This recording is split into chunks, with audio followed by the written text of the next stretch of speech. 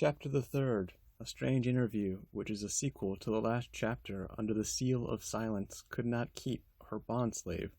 O indignity, O blot, the work of many hands, which earns my keeping.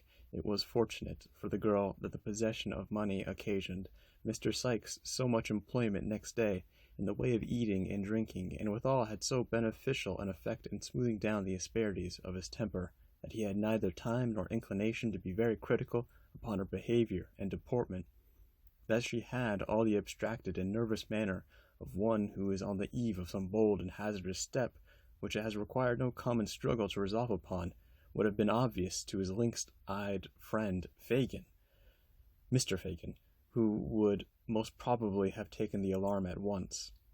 But Mr. Sykes, lacking the niceties of discrimination, and being troubled with no more subtle am I misgivings than those which resolve themselves into a dogged roughness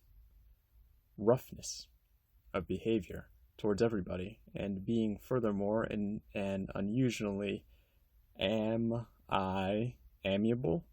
condition, as has been already observed, saw nothing unusual in her demeanour, and indeed troubled himself so little about her that, had her agitation been far more perceptible than it was, it would have been very unlikely to have awakened his suspicions.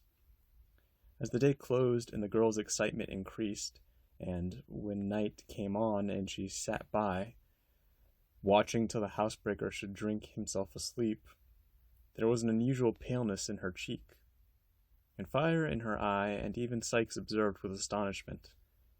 Mr. Sykes, being weak from the fever, was lying in bed, taking hot water with his gin, to render it less inflammatory, and had pushed his glass towards Nancy to be replenished for the third or fourth time, when these symptoms first struck him. "Why, burn my body," said the man, raising himself on his hands, as he stared the girl in the face. "You look like a corpse come to life again. What's the matter?" "Matter?" replied the girl. "Nothing. What do you look at me so hard for?" "What foolery is this?" demanded Sykes, grasping her by the arm, and shaking her roughly. "What is it? What do you mean? What are you thinking of, huh?" "Of many things, Bill," replied the girl, shuddering, and as she did so pressing her hands upon her eyes. "But, Lord, what's odd in that?" The tone of forced gaiety in which the last words were spoken seemed to produce a deeper impression on Sykes than the wild and rigid look which had preceded them. "I tell you what it is," said Sykes. "If you haven't caught the fever and got it coming on now, there's something more than unusual in the wind. And something dangerous, too. You're not going to—" "No. Damn. You wouldn't do that." "Do what?" asked the girl. "There ain't," said Sykes, fixing his eyes upon her and muttering the words to himself, "there ain't a stauncher-hearted gal goin', or I'd have cut her throat 3 months ago. She's got the fever coming on, that's it." Fortifying himself with this assurance, Sykes drained the glass to the bottom, and then with many grumbling oaths called for his physic. The girl jumped up with great alacrity, poured it quickly out, but with her back towards him, and held the vessel to his lips while he drank it off. "Now," said the robber, "come and sit aside me, and put on your own face, or I'll alter it so that you won't know it again when you do want it." The girl obeyed, and Sykes, locking her hand in his, fell back upon the pillow, turning his eyes upon her face. They closed, opened again, closed once more, again opened. The housebreaker shifted his position restlessly, and after dozing again and again for 2 or 3 minutes, and as often springing up with a look of terror,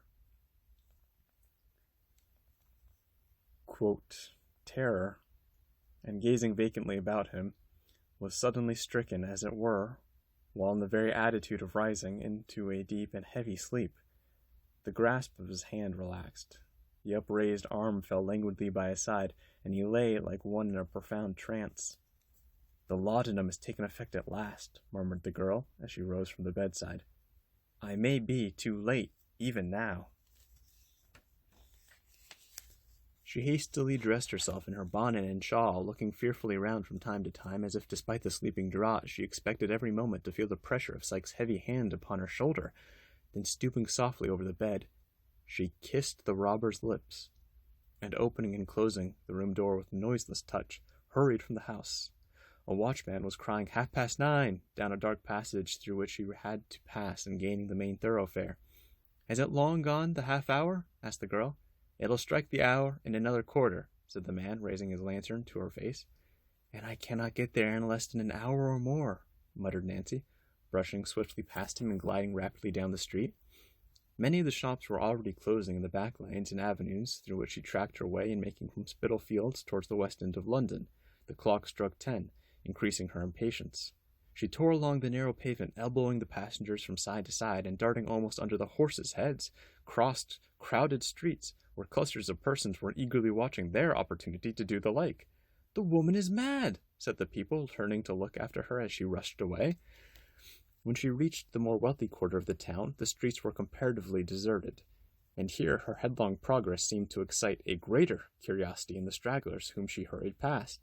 Some quickened their pace behind, as though to see whether she was hastening at such an unusual rate, and a few made head upon her, and looked back, surprised at her undiminished speed, but they fell off one by one, and when she neared her place of destination she was alone. It was a family hotel in a quiet but handsome street near Hyde Park. As the brilliant light of the lamp which burnt before its door guided her to the spot, the clock struck 11. She loitered for a few paces as though irresolute, and making up her mind to advance, but the sound determined her, and she stepped into the hall. The porter's seat was vacant. She looked round with an air of incertitude and advanced towards the stairs. "Now, young woman," said a smartly dressed female, looking out from a door behind her, "who do you want here?" "A lady who is stopping in this house," answered the girl. "A lady?" was the reply, accompanied with a scornful look. "What lady, pray?" "Miss Maylai," said Nancy. The young woman, who had by this time noted her appearance, replied only by a look of virtuous disdain, and summoned a man to answer her. To him Nancy repeated her request. "What name am I to say?" asked the waiter. "It's of no use saying any," replied Nancy. "Nor business," said the man. "No, nor that neither," rejoined the girl. "I must see the lady." "Come," said the man, pushing her towards the door. "None of this. Take yourself off, will you?" "I shall be carried out if I go," said the girl violently, "and I can make that a job that two of you won't like to do. Is there anybody here," she said, looking round, "that will see a simple message carried for a poor wretch like me?" This appeal produced an effect on a good-tempered-faced man-cook, who with some other of the servants was looking on, and who stepped forward to interfere. "Take it up to her, Joe, can't you?" said this person. "What's the good?" replied the man. "You don't suppose the young lady will see such as her, do you?" This allusion to Nancy's doubtful character raised a vast quantity of chaste wrath in the bosoms of 4 housemaids, who remarked with great fervour that the creature was a disgrace to her sex, and strongly advocated her being thrown ruthlessly into the kennel. "Do what you like with me," said the girl, turning to the men again, "but do what I ask you first, and I ask you to give this message for God Almighty's sake." The soft-hearted cook added his intercession, and the result was that the man who had first appeared undertook its delivery. "What's it to be?" said the man with one foot on the stairs. "That a young woman earnestly asked to speak to Miss Maylai alone," said Nancy. "And if the lady will only hear the first word she has to say, she will know whether to hear her business, or have her turned out of doors as an impostor." "I say," said the man, "you're coming it strong." "You give the message," said the girl firmly, "and let me hear the answer." The man ran up the stairs, and Nancy remained pale and almost breathless, listening with quivering lip to the very audible expressions of scorn, of which the chaste housemaids were very prolific, and became still more so when the man returned and said, "The young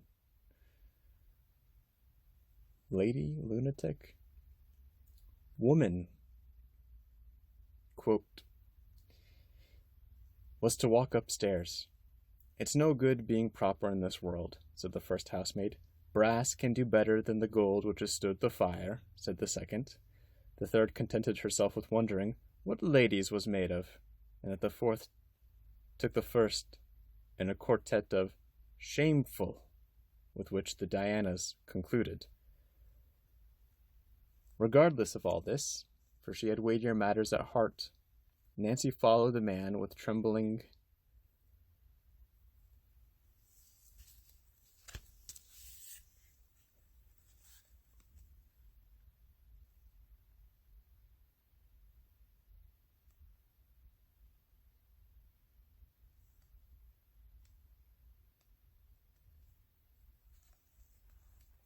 limbs to a small antechamber lighted by a lamp from the ceiling, in which he left her and retired.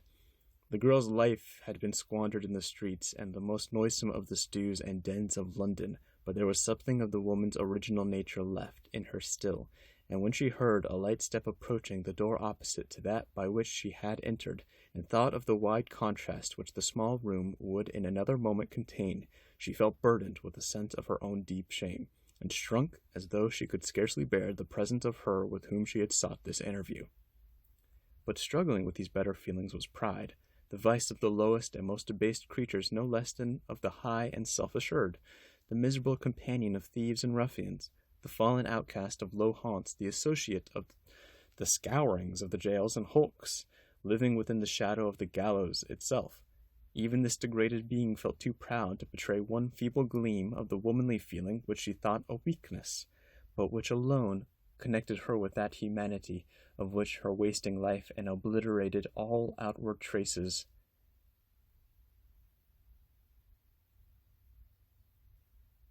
When a very child had obliterated all. Not funny. She raised her eyes sufficiently to observe that the figure which presented itself was that of a slight and beautiful girl, and then bending them on the ground, tossed her head with affected carelessness as she said, "It's a hard matter to get to see you, lady. If I had taken offense and gone away, as many would have done, they'd have been sorry for it one day, and not without reason, either." "I'm very sorry if anyone who has behaved harshly to you," replied Rose. "Do not think of it, but tell me why you wished to see me. I am the person you inquired for." The kind tone of this answer, the sweet voice, the gentle manner, the absence of any accent of haughtiness or displeasure, took the girl completely by surprise. She burst into tears. "Oh, lady, lady," she said, clasping her hands passionately before her face. "If there was more like you, there would be fewer like me. There would. There would." "Sit down," said Rose earnestly. "You distress me. If you are in poverty or affliction, I shall be truly happy to relieve you if I can. I shall indeed. Sit down." "Let me stand, lady," said the girl, still weeping, "and do not speak to me so kindly till you know me better. It is growing late. Is that door shut?" "Yes," said Rose, recoiling a few steps, as if to be nearer assistance in case she should require it. "Why?" "Because," said the girl, "I am about to put my life and the lives of others in your hands. I am the girl that dragged little Oliver back to old Fagin's on the night he went out from the house in Pentonville." "You?" said Rose Maylie. "I, lady," replied the girl. "I am the infamous creature you have heard of, that lives among the thieves, and that never from the first moment I can reflect.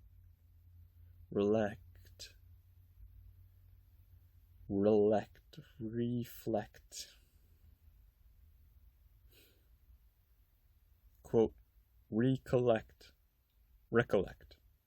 my eyes and senses, opening on London streets, have known any better life or kinder words than they have given me.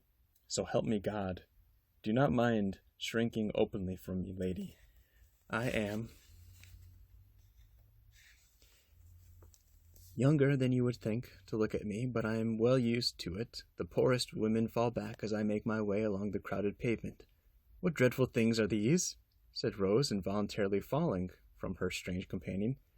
"Thank heaven upon your knees." "Dear lady," cried the girl, "that you had friends to care for and keep you in your childhood, and that you were never in the midst of cold and hunger, and riot and drunkenness, and something worse than all, as I have been from my cradle. I may use the word, for the alley and the gutter were mine, as they will be my deathbed. I pity you, said Rose in a broken voice. It wrings my heart to hear you. God bless you for your goodness, rejoined the girl. If you knew what I am sometimes, you would pity me indeed. But I have stolen away from those who would surely murder me if they knew I had been here to tell you what I have overheard. Do you know a man named Monks? No, said Rose. He knows you, replied the girl, and knew you were here, for it was by hearing him tell the place that I found you out. I never heard the name, said Rose. Then he goes by some other amongst us, rejoined the girl, which I more than thought before. Some time ago, and soon after Oliver was put into your house on the night of the robbery, I, suspecting this man, listened to a conversation held between him and Fagin in the dark. I found out from what I heard that Monks, the man I asked you about, you know— Yes, said Rose, I understand. That Monks, pursued the girl, had seen him accidentally with two of our boys on the day we first lost him, and had known him directly to be the same child that he was watching for, though I couldn't make out why. A bargain was struck with Fagin that, if Oliver was got back, he should have a certain sum, and he was to have more for making him a thief, which this Monks wanted for some purpose of his own. For what purpose? Said Rose. He caught sight of my shadow on the wall as I listened in the hope of finding out, said the girl, and there are not many people besides me that could have got out of their way in time to escape discovery, but I did, and I saw him no more till last night. And what occurred then?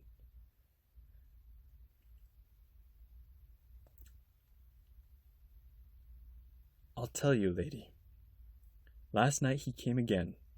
Again they went upstairs, and I, wrapping myself up so that my shadow should not betray me, again listened at the door.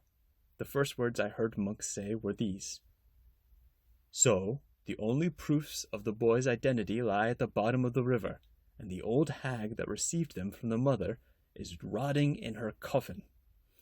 They laughed, and talked of his success in doing this. And Monks, talking on about the boy and getting very wild, said that though he had got the young devil's money safely now, he'd rather have had it the other way. For what a game it would have been to have brought down the boast of the father's will by driving him through every jail in town, and then hauling him up for some capital felony, which Fagin could easily manage, after having made a good profit of him besides. What is all this? Said Rose. The truth, lady, though it comes from my lips, replied the girl. Then he said, with oaths common enough in my ears, but strangers to yours, that if he could gratify his hatred by taking the boy's life without bringing his own neck in danger, he would.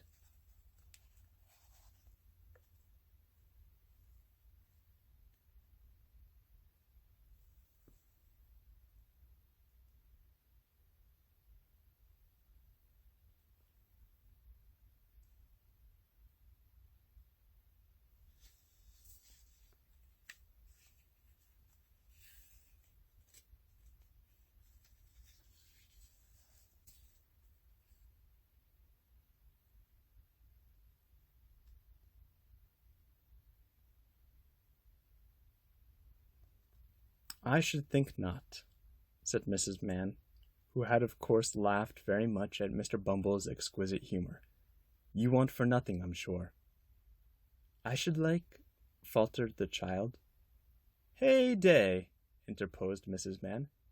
I suppose you're going to say that you do want for something now. Why, you little wretch.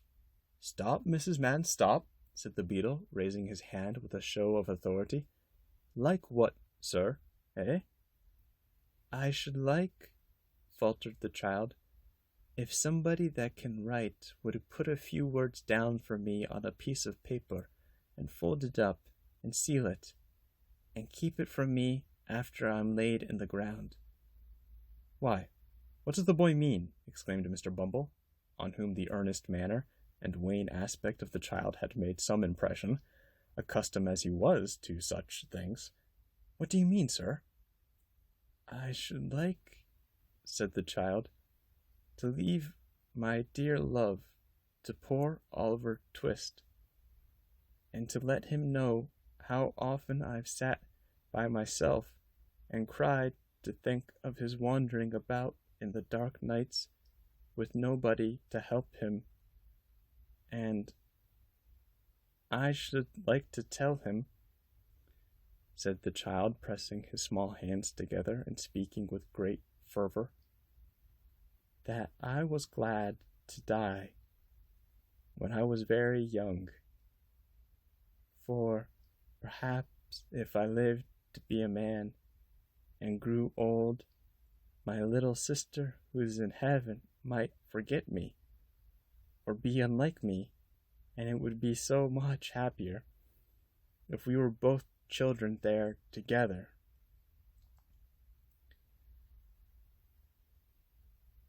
Mr. Bumble surveyed the little speaker from head to foot with indescribable astonishment, and turning to his companion, said, "They're all in one story, Mrs. Mann.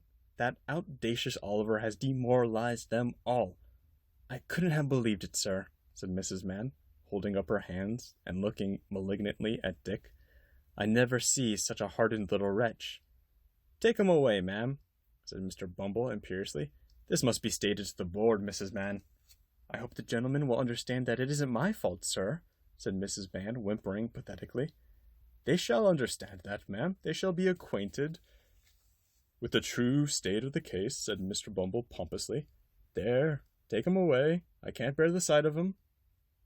Dick was immediately taken away and locked up in the coal cellar. Mr. Bumble shortly afterwards took himself away to prepare for his journey. At 6 o'clock next morning, Mr. Bumble, having exchanged his cocked hat for a round one, and encased his person in a blue great-coat with a cape to it, took his place on the outside of the coach, accompanied by the criminals whose settlement was disputed, with whom, in due course of time, he arrived in London, having experienced no other cross by the way than those which originated in the perverse behavior of the two paupers, who persisted in shivering and complaining of the cold in a manner which, Mr. Bumble declared, caused his teeth to chatter in his head, and made him feel quite uncomfortable, although he had a great coat on. Having disposed of these evil-minded persons for the night, Mr. Bumble sat himself down in the house at which the coach stopped, and took a temperate dinner of steaks, oyster sauce, and porter.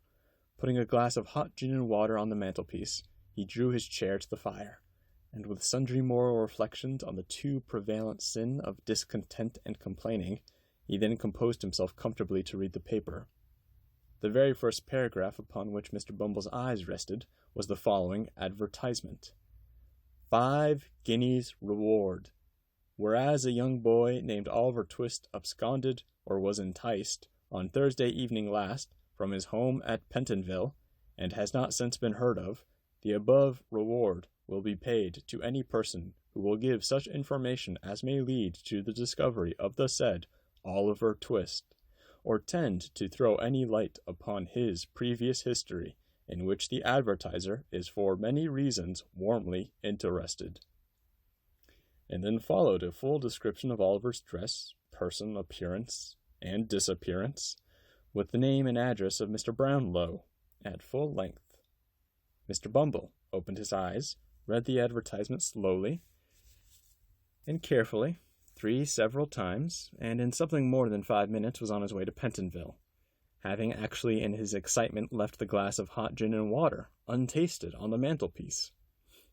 "Is Mr. Brownlow at home?" inquired Mr. Bumble of the girl who opened the door.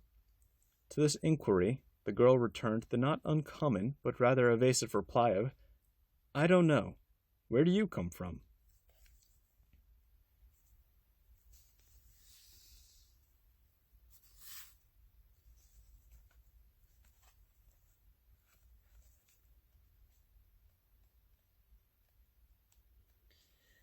Page 335. "His brother?" exclaimed Rose, clasping her hands. "Those were his words," said Nancy, glancing uneasily round. as she had scarcely ceased to do since she began to speak, for a vision of Sikes haunted her perpetually.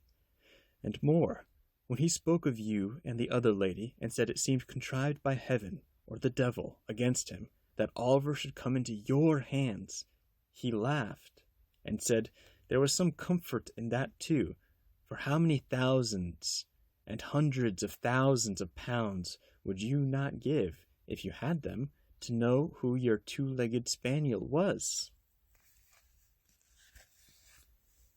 You do not mean, said Rose, turning very pale, to tell me that this was said in earnest? He spoke in hard and angry earnest, if a man ever did, replied the girl, shaking her head. He's an earnest man, when his hatred is up. I know many who do worse things, but I'd rather listen to them all a dozen times than to that monk's once.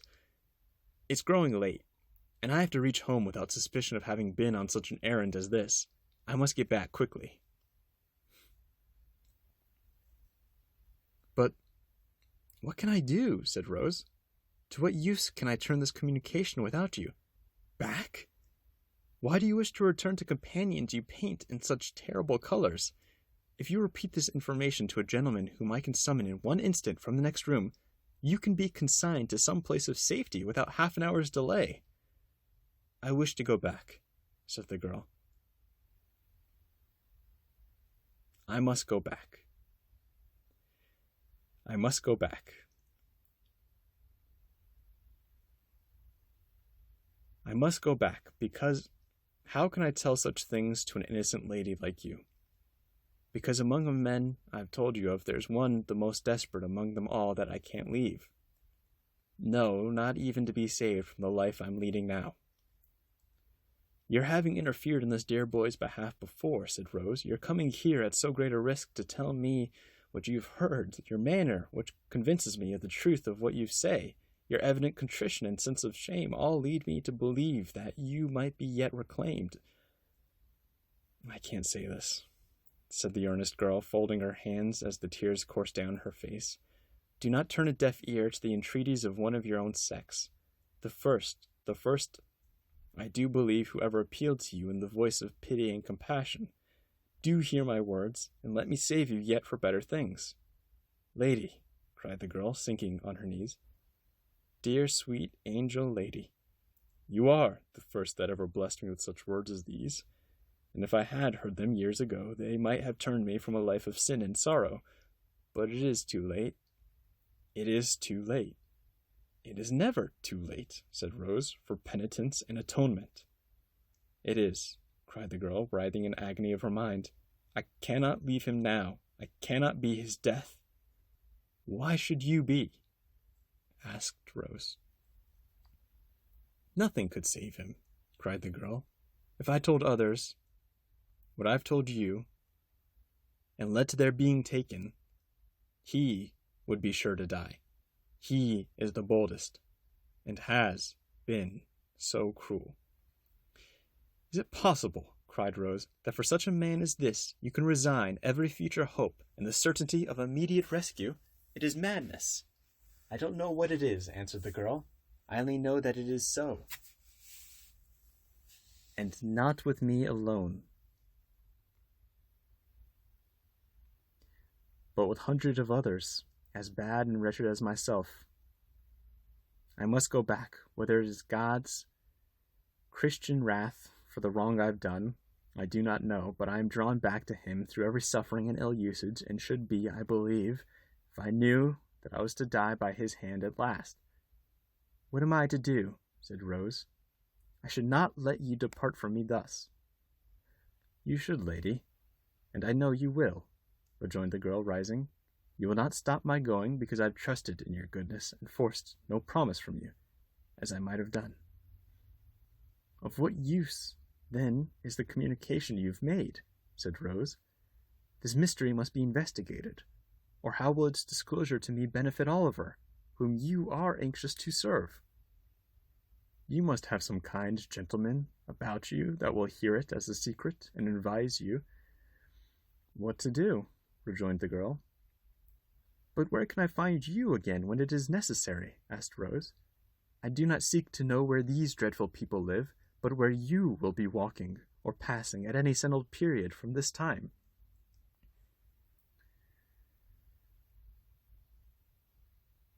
Will you promise me that you will have my secret strictly kept, and come alone, and with the only other person that knows it, and that I shall not be watched or followed?"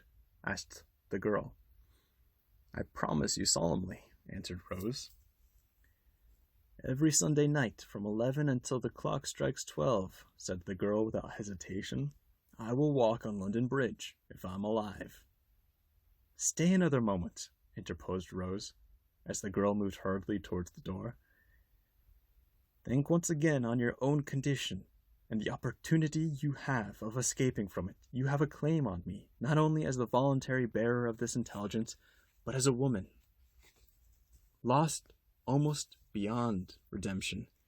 Will you return to this gang of robbers and to this man when a word can save you?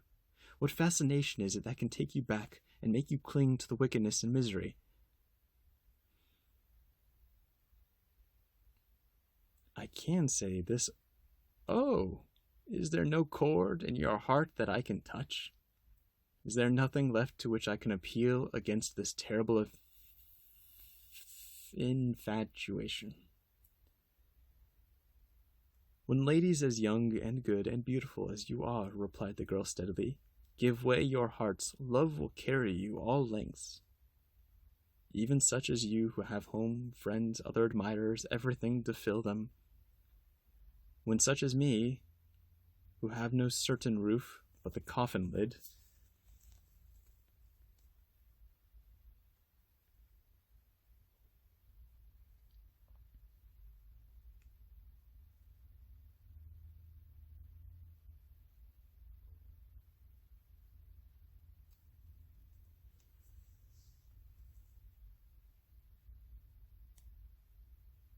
Mr. Bumble no sooner uttered Oliver's name and exclamation of his errand than Mrs. Bedwin, who had been listening at the parlor door, hastened into the passage in a breathless state. Come in," said the old lady. "I knew we should hear of him. Poor dear, I knew we should, was certain of it. Bless his heart, I said so all along."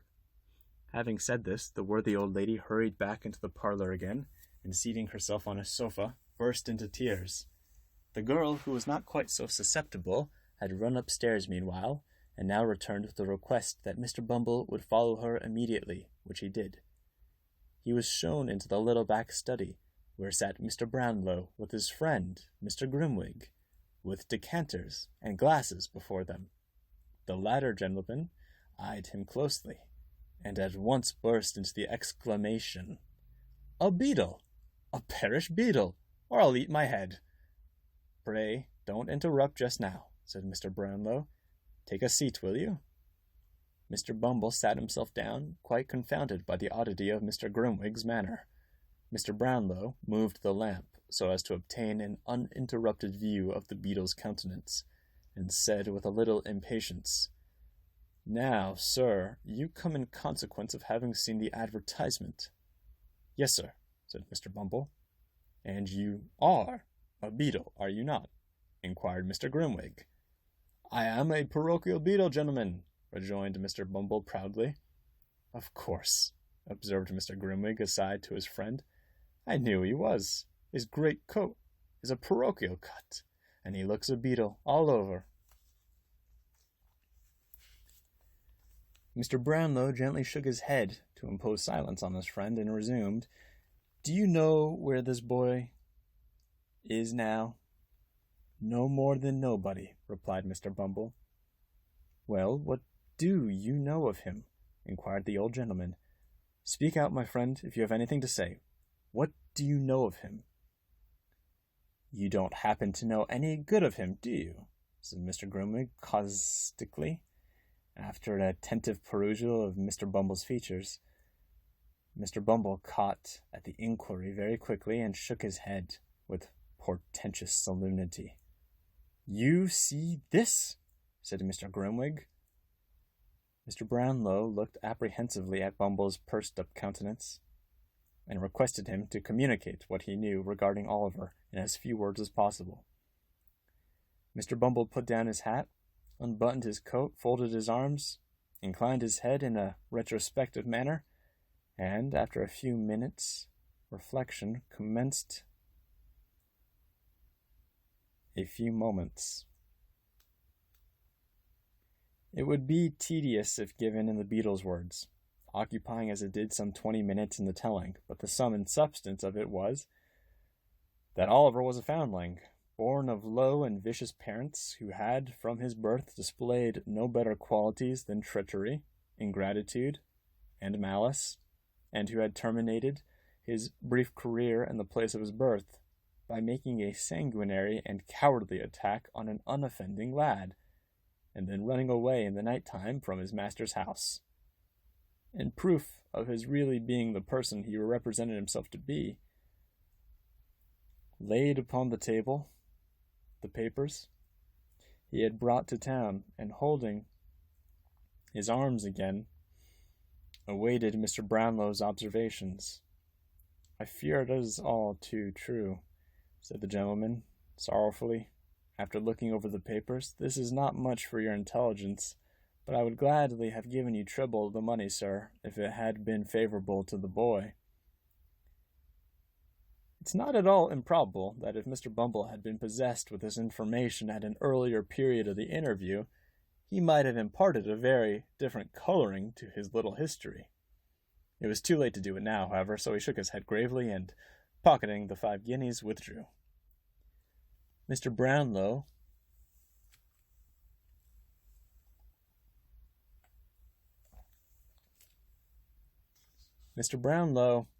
paced the room to and fro for some minutes, evidently so much disturbed by the beetle's tale that even Mr. Grimwig forbore to vex him further. At length he stopped and rang the bell violently. "Mrs. Bedwin," said Mr. Brownlow when the housekeeper appeared, "that boy Oliver is an impostor." "It can't be, sir, it cannot be," said the old lady energetically. "I tell you he is," retorted the old gentleman sharply. "What do you mean by can't be? We have just heard a full account of him from his birth, and he has been a thorough-paced little villain all his life." "I never will believe it, sir," replied the old lady firmly. "You old women never believe anything but quack doctors and lying storybooks," growled Mr. Grimwig. "I knew it all along. Why didn't you take my advice in the beginning? You would, if he hadn't had a fever, I suppose, eh? He was interesting, wasn't he? Interesting." "Bah," said Mr. Grimwig, and he poked the fire with a flourish. "He was a dear, grateful, gentle child, sir," retorted Mrs. Bedwin indignantly.